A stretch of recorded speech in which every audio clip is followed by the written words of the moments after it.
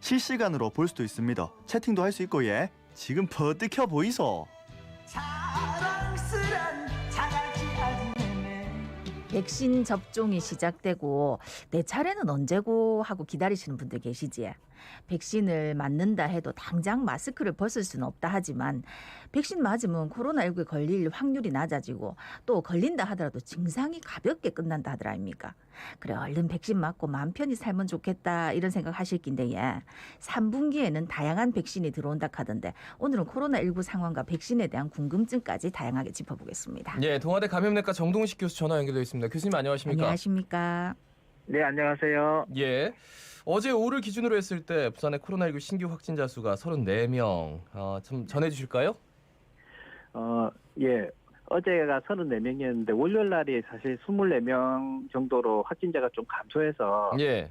주말 영향이 있었던 것 같아서 어제 확진자 수가 궁금했었는데 34명이 확진돼서 여전히 이제 30명대를 유지하고 있는 것 같거든요. 예, 예. 그리고 이제 이분들 중에 다중이용 시설에서 감염되신 분이 6명이었는데 신구에 이제 제가 어제 언급했던 한 목욕탕에서 이제 4명이 추가로 확진이 되었고요. 예, 예. 그리고 식당하고 스크린 골프장에서 각각 1명이 감염돼서 6명인데, 근데 대부분이 그 외에는, 이전에 집단 감염이 많이 생길 거와는 다르게 개별적인 접촉이 감염 사례가 증가하고 있거든요. 그래서 예, 이제 예. 가족이나 지인, 동료, 뭐 이런 가까운 분들하고 만남을 통해서 전파가 되고 있는 양상이 조금 증가하고 있는 것 같습니다. 네. 네. 근데 그런 와중에 이제 신규 확진자 중에서 감염원 불명 사례가 11명. 그러니까 전체 확진자 3명 중에 1명꼴 정도 되는데 이거 좀 네. 어떻게 보십니까?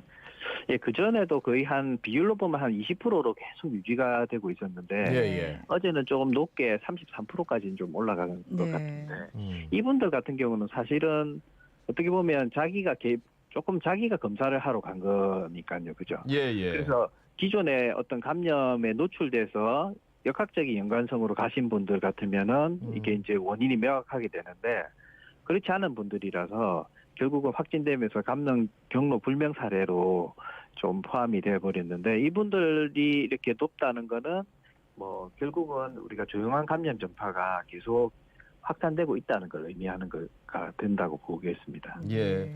사실 부산에서는 뭐 큰 도시라서 조금 네. 감염 확산세를 잡는 게 쉽지 않아서 뭐 2단계인데 옆에 양산이 네. 배드민턴 동호회를 중심으로 해서 한 14명 정도가 확진이 됐어요. 근데 양산이 이전까지 뭐 한 2명, 3명 뭐 이렇게 한두 명 나와도 양산은 와 이렇게 얘기했는데 걱정하고. 네.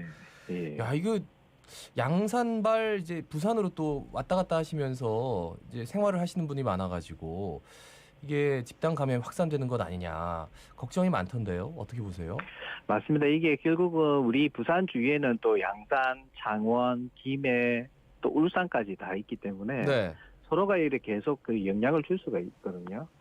그래서 이렇게 적게 생긴다고 해서 우리가 또 방역 수칙을 또 놓치게 되면 언제든지 이렇게 이제 조용한 감염으로 이렇게 불명 사례로 퍼지다가 수칙이 소홀한 쪽으로 항상 들어가게 됩니다. 예, 예. 네. 그래서 이런 부분들이 뭐 이렇게 이제 날도 좋아지고 사람들하고 좀 많이 만날 수밖에 없는 그런 상황들이 이제 다가오고 있기 때문에 특히 이제 또 5월 첫 주 되면은 또 어린이날도 다 되고 이러기 때문에 네. 이런 부분에서 아마 정부에서는 많이 신경을 많이 쓰고 있을 것 같습니다. 예. 관련해서 이제 5인 이상 집합 금지잖아요. 그거는 뭐 다 공통적으로 적용이 되는데 네네. 이제 지금 경남 쪽은 1.5단계라서 식당 밤새 하잖아요.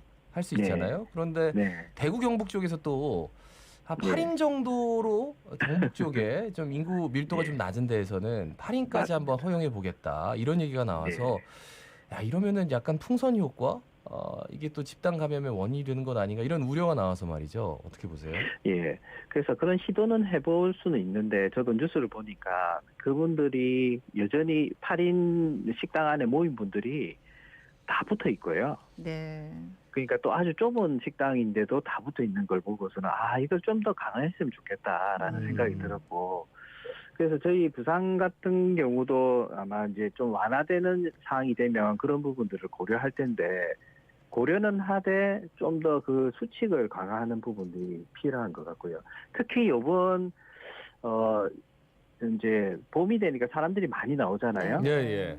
그래서 저도 이제 더 이상 집 안에 못 있겠더라고요. 네. 네. 그래서 이 청취자분도 마찬가지일 텐데 그렇다면 최근에 중요한 게 환기가 너무 중요한 또 심지어는 마스크보다 환기가 너무 중요하다는 연구 결과들이 계속 나오고 있어서 실내라면 그런 부분에서 상당히 환기가 잘 되는 환경이니까 이 부분에서 좀 더 우리가 이제 사람들이 모이지만 마스크를 착용하고 식음료를 섭취를 할 경우에는 마스크를 벗어야 되니까 그런 부분을 최대한 배제를 한다면 5명 이상 좀 모일 수 있게 해주는 것도 필요하지 않을까라는 개인적인 생각을 좀 하거든요. 아, 이제는 교수님께서는 지금까지는 네. 가장 이게 좀 엄격하게 지켜야 된다. 네. 이게 지금 가장 확실하다라고 말씀하셨는데 네네네.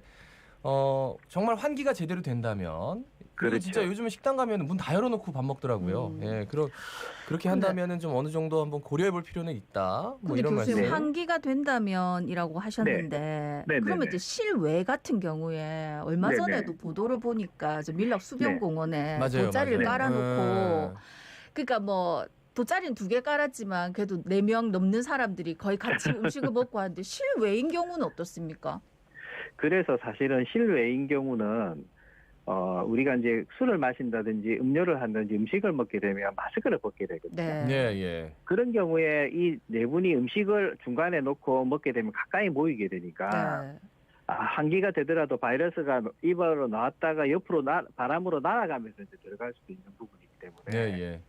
그래서 지금 현재는 우리가 5인 이상 금지니까 4인까지는 모일 수 있잖아요. 네. 그래서 그 부분까지를 더 줄일 수는 없다라고 하면은 실외에서 그 5인 이상이 늘어나게 되면은 진짜 이 마스크를 착용을 계속 할 수 있는 조건만 된다면 네, 네. 그게 안 된다면은 기존의 5인 이상 금지 적용을 그대로 하는 거죠. 네. 그래서 지금 너무 봄철이고 그리고 이제 사람들이 집 안에만 있으면 코로나 블루로 너무 힘든 부분들 많고 예, 예. 그렇다면 좀 현실적인 부분에서 지금 무조건 사회적 거리두기로 집에만 있어라고 이야기할 수 없다라면 예, 예. 좀 더 강화된 수칙을 적용하면서 좀 조정이 필요하지 않을까라는 그런 생각이죠. 지금 네. 밀락동 수변공원 그 관련 기사 보니까 이전에 저희 그 강성태 수영구청장 전화 연결해가지고 어떻게 관리하고 네. 계십니까 했대. 거기 뭐 펜스도 치고 정말 못 들어오게 다 해놨는데 이젠 그게 없으니까 네, 10시 네. 이후에 식당 안 되니까 다 거기 가서 식사하신다고 그러더라고요. 그런 거 그래서 다시 한번 챙겨봐야 될 것 같은데. 예, 그죠? 맞습니다. 그쪽은 조금은 방역 수칙이 잘 지켜지지 않는 부분들이 있어서 네, 예. 실내라도 관리가 좀 필요하죠. 네. 그래요. 백신 얘기 좀 해볼까요? 네, 예. 네. 지금 이제 3분기 되면 우리나라에 들어오는 백신 종류 다양해진다 하는데 뭐 어떤 게 들어오는 겁니까? 지금 현재 우리가 화이자 아스트라제네카 2개가 들어와 있는데요. 네.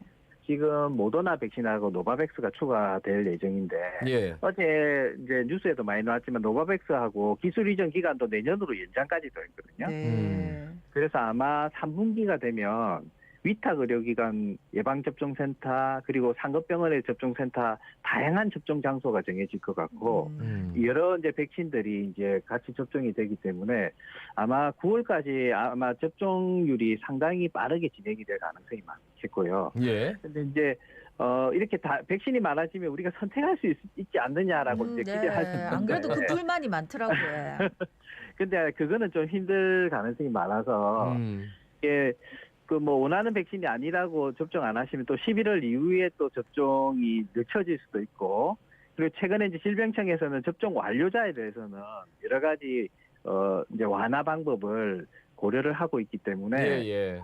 가능한 한 접종 대상자 연락 오면 바로 맞으시는 게 좋을 것 같습니다. 네. 교수님은 아스트라제네카 백신 맞으셨잖아요. 예, 맞습니다. 예.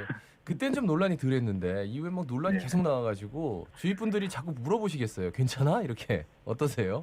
그래서 지금은 거듭 말씀드리지만 일단은 더구나 지금 65세 이상에서 또 74세까지는 아스트라제네카 백신 접종이 이루어지는데요.